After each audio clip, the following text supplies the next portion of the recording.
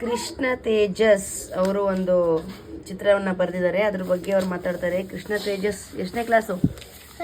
Second. First standard ಮುಗೀತಾ ಈಗ?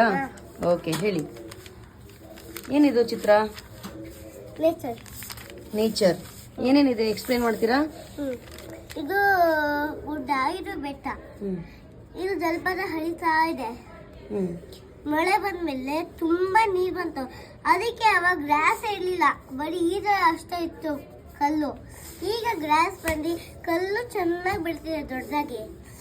ಮತ್ತೆ ಇಲ್ಲಿ ಸ್ಕೈ ಎಲ್ಲ ತುಂಬಾ ಚೆನ್ನಾಗಿದೆ. ಮತ್ತೆ ಇದು ಸಣ್ಣ ಮೇನ್ ಮಾತ್ರ ಅದು ಸ್ಟಿಕ್ಸ್ ಚೆನ್ನಾಗಿಲ್ಲ, ಆದ್ರೆ ಒಳಗಡೆ ಅದು ತುಂಬಾ ಶೈನ್ ಆಗಿದೆ. ಸ್ಟಿಕ್ಸ್ ಅನ್ನಲ್ಲ, ಅದು ರೇಸ್ ಅಲ್ವಾ, ಕಿರಣಗಳು. ಅದು ಚೆನ್ನಾಗಿಲ್ಲ, ಆದ್ರೆ ಇದು ಮಾತ್ರ ತುಂಬಾ ಬ್ರೈಟ್ ಇದೆ.